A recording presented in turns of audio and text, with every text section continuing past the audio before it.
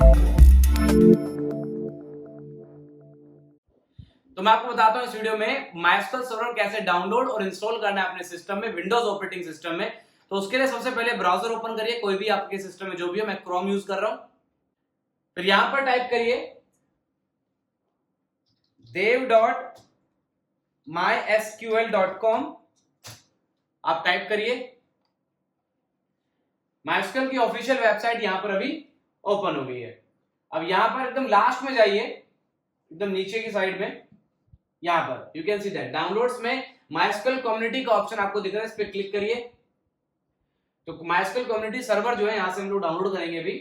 तो यहां पर आप MySQL इंस्टॉलर फॉर विंडोज का ऑप्शन देख रहे हैं, तो हम लोग इंस्टॉलर यूज करेंगे यहां पर।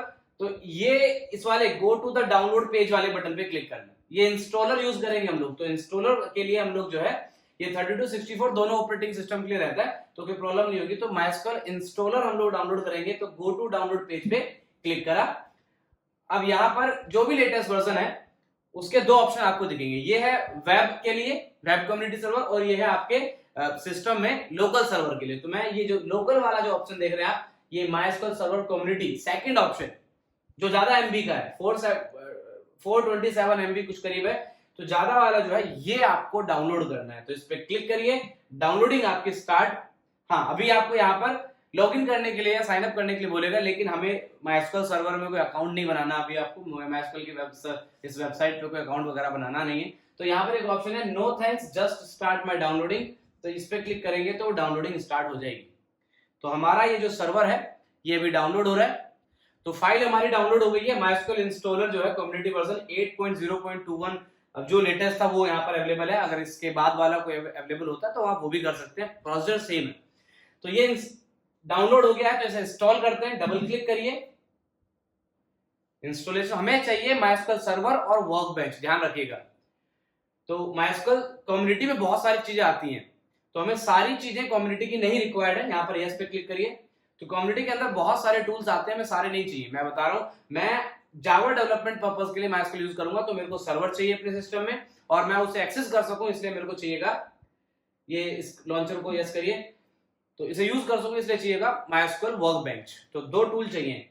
तो ये हमारे पास ऐसे इंस्टॉलर ऑन हो गया। यहाँ पर हमारे पास डेवलपर्स डिफॉल्ट और सर्वर ओनली, क्लाइंट ओनली और फुल और कस्टम। तो मैं कस्टम वाले ऑप्शन पे क्लिक कर रहा हूं, क्योंकि मैं आपसे बोल रहा हूं कि मेरे को सारा कम्युनिटी नहीं चाहिए, वो बहुत ज्यादा हैवी भी हो जाएगा और बहुत टाइम लगता है डाउनलोडिंग में, इंस्टॉलिंग में, सॉरी। तो यहाँ पर कस्टम पे क्लिक करिए और नेक्स्ट पे जाइए।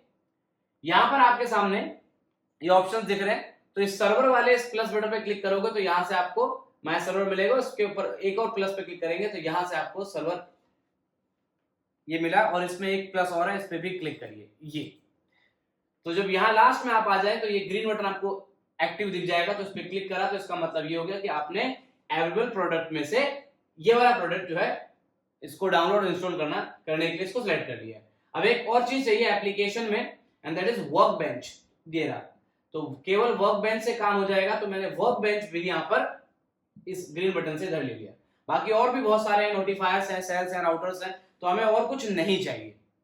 ये दो चीज चाहिए, जावा के लिए दोनों काफी रहेगा काम। और नेक्स्ट बटन पे क्लिक करा और उसके बाद यहाँ पर you can see that execute का ऑप्शन आ रहा है।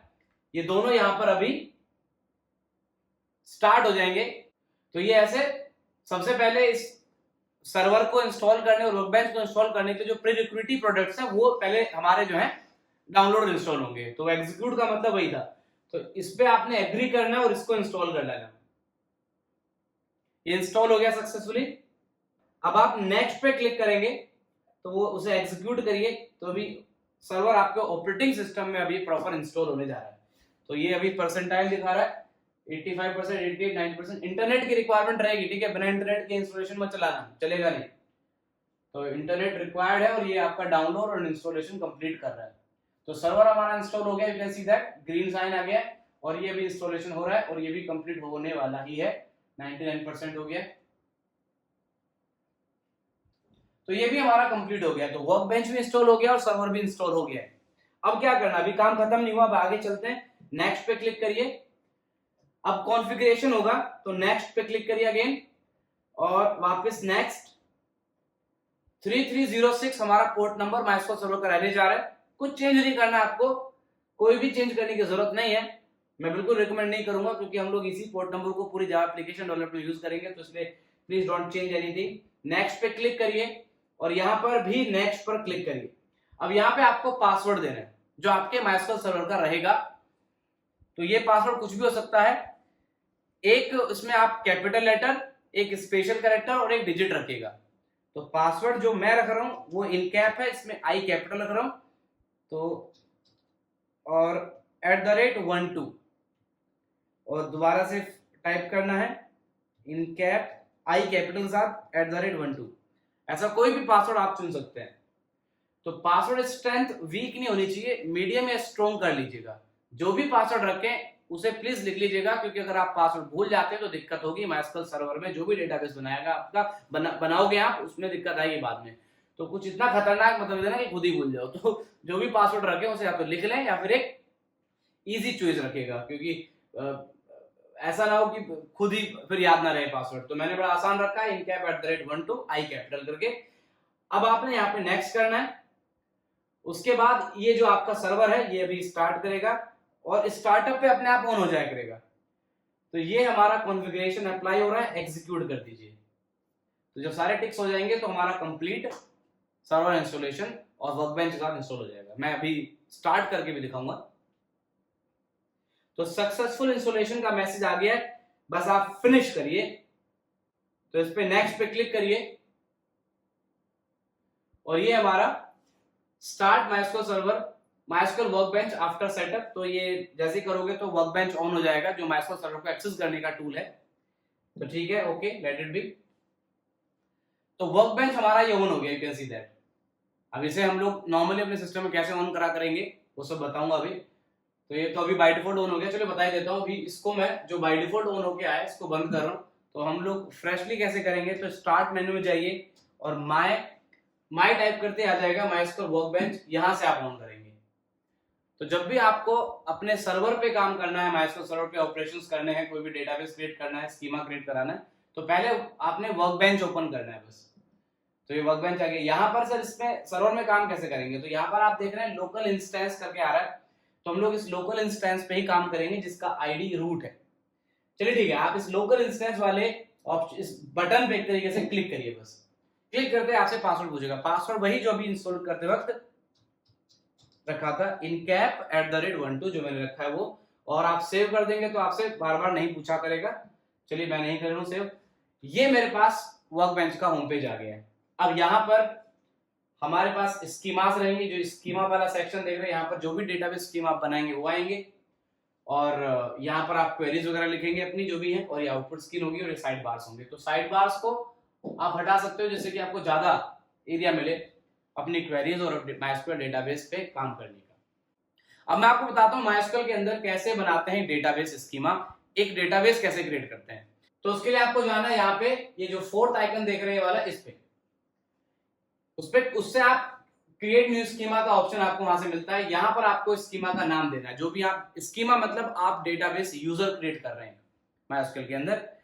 तो मेरा डेटाबेस क्रिएट हो रहा है, तो मैंने इसको ऐसे टेस्ट डीबी के नाम से बना दिया। तो टेस्ट डीबी, और यहाँ पर आप अप्लाई का बटन देख रहे हैं, इस पर क्लिक करिए और थोड़ा नीचे आ गया, हाँ। तो यहाँ पर अगेन अप्लाई का बटन आ रहा है, इसको भी क्लिक करिए और फिनिश। मतलब आपका यहाँ पर टेस्ट डीबी लिस्ट आउट हो रहा है, मतलब एक स्कीमा आपका क्रिएट MySQL में हो गया है। अब इस स्कीमा के अंदर टेबल कैसे बनाते हैं, तो इस स्कीमा के ऊपर राइट क्लिक करेंगे, सबसे पहले इसको करेंगे set as default. Set as default करने का मतलब है कि अब ये एक्टिव हो गया है और हम लोग इसके ऊपर टेबल्स बना सकते हैं। तो टेबल वाले सेक्शन में जाइए, राइट क्लिक करिए, टेबल्स वाले सेक्शन में जाकर राइट क्लिक करिए, क्रिएट टेबल का ऑप्शन आ रहा है। यहां से तक ये दो टैब आपकी पहले भी खुल चुकी है, तो आप इन टैब्स को बंद कर सकते हैं जैसे कि आपको थोड़ा सा स्पेस मिले। तो ये न्यू टेबल वाला जो ऑप्शन है वो आपके सामने आ गया। तो इस पर क्लिक करोगे तो ये जो आपके सामने ये सब कलेक्शंस और इंजन्स के बारे में लिखा हुआ है ये सब हट जाएगा। तो जगह ज्यादा मिलेगी आपको टेबल्स पे काम करने के लिए, क्योंकि आप देख रहे हैं। तो टेबल का नाम क्या रखना है, तो मैं ऐसे ही एम्प्लॉय के रिकॉर्ड के लिए बना रहा हूं, तो मैंने EMP_info। कभी भी टेबल के नाम में डॉट या स्पेस नहीं लगाना है। ये SQL क्वेरी के अंदर डॉट ऑपरेटर है और स्पेस एक सेपरेटर है, तो अंडरस्कोर लगा सकते हो। केस सेंसिटिव होता नहीं है MySQL। SQL actually case sensitive नहीं है, MySQL तो एक RDBMS है। तो SQL Oracle में भी यूज होता है, MySQL में भी होता है, DB2 में भी होता है। तो SQL केस सेंसिटिव नहीं है, तो अगर आप यहाँ कैपिटल EMP लिखते तब भी सेम ही होता। तो आप अंडरस्कोर से वर्ड्स को सेपरेट करेंगे और कॉलम के नाम के लिए डबल क्लिक करेंगे तो ये एडिटेबल मोड में आ जाता है। और जैसे मैं एक EID नाम का यहाँ पर कॉलम, अब यहाँ पे नीचे नीचे कॉलम कैसे आएगा, तो डबल क्लिक करने से आता है। लाइक नेम नाम का बना दिया मैंने, और एक सैलरी नाम का बना दिया वेरिएबल, ये हो गया, और एक एज टाइप का बना देते हैं। चलिए 4 मैंने यहाँ पर कॉलम्स तैयार कर ली अपनी टेबल की। अब ये होगा डेटा टाइप। डेटा टाइप में आप डिसाइड करते हैं कि सर ये जो फील्ड है इसका डेटा टाइप क्या होगा। तो आप इंट आ रहा है यहाँ पे, तो क्लिक करोगे तो यहाँ पे एरो आएगा, तो इसमें से इनमें से कुछ भी चूज कर सकते हो आप। तो मैं अभी इसको इंट ही कर देता हूँ, या varchar भी कर सकता हूँ, वी हैव ऑप्शन। तो varchar, और varchar में क्या है कि आपको इस ब्रैकेट के अंदर स्केल लिखनी पड़ती है कि कितने मैक्सिमम कैरेक्टर इसके अंदर अलाउड रहेंगे। जैसे मैंने 50 लिख दिया तो मतलब 50 कैरेक्टर्स आपको मैक्स 50 कैरेक्टर्स तक की आईडी हो सकती है। ब्लैंक नहीं छोड़ सकते, आपको कुछ ना कुछ नंबर इसमें लिखना होगा। जैसे नेम मैंने कहा कि भाई नेम जो है डबल क्लिक करने से एडिटेबल होता है, ध्यान रखिएगा। तो मैंने 100 इसमें नेम, क्योंकि नेम बहुत बड़ा भी हो सकता है। सैलरी को मैं इंट ही रखूंगा क्योंकि वो एक नंबर है, और एज भी मैं इंट ही रखूंगा। बाकी और भी ऑप्शन है डेट टाइम के भी, उन सब के बारे में भी बात नहीं कर रहा हूँ। तो ये हमारा प्राइमरी की का मतलब रहेगा कि भाई ये टेबल के अंदर ये वाली जो फील्ड रहेगा ये प्राइमरी की रहेगा, ये डुप्लीकेट अलाउड नहीं होगा। आप नाम 50 लोग का सेम रख दो लेकिन आईडी सेम नहीं रहेगी। तो आईडी क्योंकि सेम नहीं हो सकती है इसलिए उसे प्राइमरी की ऑन कर देते हैं। तो इसको ऑन करेंगे, नेम को प्राइमरी की बनाने का कोई सेंस नहीं है। जब इस टेबल में एंट्री होगी तो क्या क्या कंपलसरी है, जैसे मैंने अगर not null on, not null on, not null on, not null on कर दिया चारों पे, इसका मतलब ये है कि जब आप इस टेबल में वैल्यू डालेंगे तो कुछ भी छोड़ नहीं सकते हैं। ब्लैंक अलाउड नहीं है, नॉट नल अलाउड नहीं है, ऑन कर दिया क्योंकि हमने। तो अगर आप चाहते हैं कि भैया नहीं यार एज नहीं भी देगा बंदे को, हम लोग स्टोर करा लेंगे, तो आप उसके सामने नॉट नल को अनचेक कर दिए। इससे का मतलब है कि नल अलाउड है, आप ब्लैंक छोड़ सकते हैं। ये टेबल बनाते वक्त ध्यान रखना होता है और कुछ नहीं। बाकी आप नॉट नल को ऑन रखिए। उसके बाद अगर आपको इस कॉलम को कभी इस वाली कॉलम को ऑटो इंक्रीमेंट करना है कि भैया नाम, एज और सैलरी देंगे, आईडी अपने आप बढ़ाते रहना, तो उसके केस में आपको ये एआई वाला जो सेक्शन दिख रहा है, ये एआई मतलब ऑटो इंक्रीमेंट है, आर्टिफिशियल इंटेलिजेंस नहीं। तो एआई मतलब यहाँ पर ऑटो इंक्रीमेंट है, तो इसको ऑन कर देंगे तो वो, ये क्लिक नहीं हो रहा, हाँ तो ये मैंने यहाँ पे, अच्छा सॉरी, तो ये ऑटो इंक्रीमेंट तब तक नहीं होगा जब तक उस वो कॉलम इंट ना हो, क्योंकि varchar कभी इंक्रीमेंट नहीं हो सकता ना। तो varchar वैल्यू ऑटो इंक्रीमेंट नहीं होगी, हमेशा नंबर होना चाहिए। तो ये इसलिए क्लिक नहीं हो रहा था क्योंकि इसे इंट बनाना पड़ेगा अगर आप चाहते हैं इसे ऑटो इंक्रीमेंट देना, क्योंकि नंबर्स अपने आप बढ़ते हैं। varchar वैल्यू, नाम राम के बाद अगला क्या आ जाए कुछ नहीं पता ना, तो varchar का मतलब होता है स्ट्रिंग। अगर आप चाहते हैं कि भैया ये ऑटो इंक्रीमेंट होना चाहिए तो आप इसे इंट बनाइए और उसके बाद आप इसे ऑटो इंक्रीमेंट कर सकते हैं।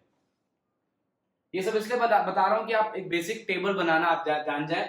तो चलिए, अगर आपको लग रहा है कि नहीं भैया मेरे तो जो आईडी है वो एक अल्फा न्यूमेरिक वैल्यू होगी, अगर आईडी नंबर होगा कि 5 6 7 8 तो ये बेस्ट है। अगर आपको लग रहा नहीं एम्प्लॉय की आईडी जो है मेरे इस प्रोजेक्ट में अल्फा न्यूमेरिक होगी कि भाई E516 ऐसे आईडी होती है ना एम्प्लॉयज आईडी, तो फिर आप varchar रखो, फिर ऑटो इंक्रीमेंट नहीं कर सकते आप। तो इन बातों का ध्यान रखना है। तो चलिए मैं ऑटो इंक्रीमेंट नहीं कर रहा हूँ, इसको varchar ही बना देता हूँ। तो मैं इसको हटा दूंगा यहाँ से।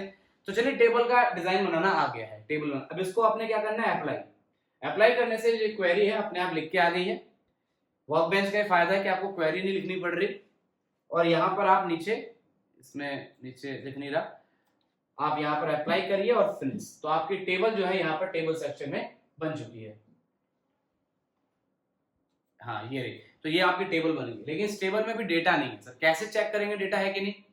तो राइट क्लिक करिए, सेलेक्ट रोज पे जाइए, ये आपको बताएगा कि कोई डेटा है कि नहीं। तो इस टेबल में भी कोई डेटा नहीं है, एवरीथिंग इज ब्लैंक। तो एंट्री कैसे करते हैं, अपने से कोई डेटा डालना हो तो जैसे मान लीजिए E101 ऐसे सिंपल टाइप कर दीजिए, नाम हो गया लाइक राम कुमार, इसको ऐसे आप एक्सपेंड कर सकते हैं अगर आपको डेटा नहीं दिख रहा क्या टाइप हो रहा है। सैलरी लाइक 1,20,000 और एज 21, ऐसे आप और भी मल्टीपल एंट्री कर सकते हैं। E102 मोहन गुप्ता 52,022, ऐसे 2 एंट्री मैंने आपके सामने करी, जस्ट अप्लाई बटन पे क्लिक करिए और ये इंसर्ट क्वेरी अपने आप लिख दी गई है, तो ये आप अप्लाई करिए और फिनिश। तो इस तरीके से आप माइस्क्यूएल सर्वर में स्कीमा बनाते हैं, टेबल्स बनाते हैं, टेबल्स में एंट्री करते हैं। टेबल को एडिट करना रहा तो राइट क्लिक करिए, यहाँ पर ऑल्टर टेबल का ऑप्शन है, यू कैन सी दैट। यहां से आप टेबल को कभी भी इस पे क्लिक, यहां से एडिट कर सकते हैं अपनी मर्जी से। बस उसके बाद जो भी एडिट करने के बाद अप्लाई बटन जरूर प्रेस कर देना। टेबल डिलीट करनी हो तो राइट क्लिक करिए, यहाँ पर आप सामने ड्रॉप टेबल का ऑप्शन आ रहा है, यहाँ पर इस पे ये टेबल डिलीट हो जाती है। टेबल का नाम चेंज करना है तो वो ऑल्टर टेबल से आएगा, यहाँ से आप कुछ भी टेबल का नाम, कॉलम वगैरह चेंज कर सकते हैं। तो टेबल डिलीट करना, टेबल का डेटा डिलीट करना हो सारा, तो आप सीधे सीधे टेबल पर राइट क्लिक करिए और यहाँ पे ट्रंकेट का ऑप्शन है, ये रहा truncate table, you can see that. तो ट्रंकेट टेबल से टेबल का सारा डेटा, 50 रो है, हजारों एंट्री है, सब डिलीट हो जाएंगी एक बार में। तो आप ऐसा कर सकते हैं। इंडिविजुअली कोई एंट्री डिलीट करनी, मान लीजिए मेरे को मोहन गुप्ता वाली एंट्री डिलीट करनी, सारा डेटा डिलीट नहीं करना, तो केवल आप इस यहाँ पर यू कैन सी दैट, यहाँ सेलेक्ट करेंगे, राइट क्लिक करेंगे तो डिलीट रो का ऑप्शन यहाँ पर आता है। ऐसे आप मल्टीपल रोज को सेलेक्ट करके भी डिलीट कर सकते हैं। तो इस तरीके से आप माइस्क्यूएल सर्वर में स्कीमा क्रिएट करते हैं, टेबल क्रिएट करते हैं और टेबल्स के ऊपर ऑपरेशन कर सकते हैं।